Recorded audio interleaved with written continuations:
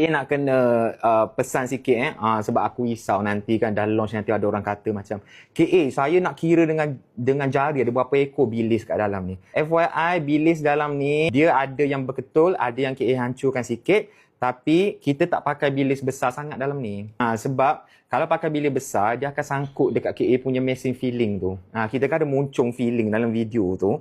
KA dah try semua jenis bilis. Oh by the way kita memang guna bilis mata biru lah. Kalau saiz bilis tu besar sangat, nak masuk dalam filling tu, corong tu dia akan sangkut. So yang ni kita ada guna bilis kecil sikit, ada bilis besar yang kita patahkan sikit. Tapi jangan risau, bilis banyak dalam ni, cumanya bilis ni dia warna earth tone. Sambal pun warna earth tone. So aku risau orang macam tak nampak bilis tu ada banyak duk berenang dalam ni. Okay. So bilis tu, ni nampak bilis tu. Tu bilis yang dah digoreng tu. Dia dah digoreng sebenarnya. Korang boleh nampak bilis dalam tu yang dah digoreng tau. Nampak dekat atas tu. Tapi bear in mind, ini bukan, walaupun dia digoreng garing, korang jangan expect bila korang makan bilis tu dia akan kruk-krak tau. Sebab bilis tu dah berendam dalam ni dah. Dia dah berendam dalam ni dah.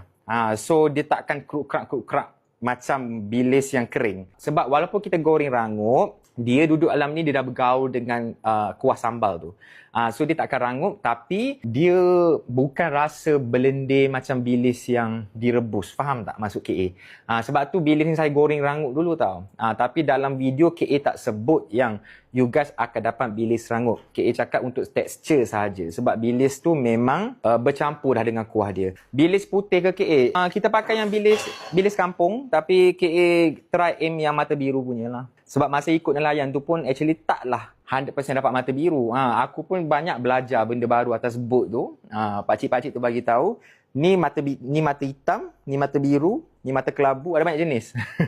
Okay, baru belajar. And the best part ialah saya baru tahu yang sebenarnya ikan bilis ni bila diorang tangkap, diorang terus masak tau atas boat tu. So dia masak terus atas boat, barulah dia bawa turun and keringkan. And I was wondering lah kenapa kena buat macam tu kan. So rupanya diorang kata satu tak nak bagi bilis patah, nak kedua bagi lagi tahan lah dia punya kualiti tu, tak rosak lah basically. Kepala ikan ada ke? Ada.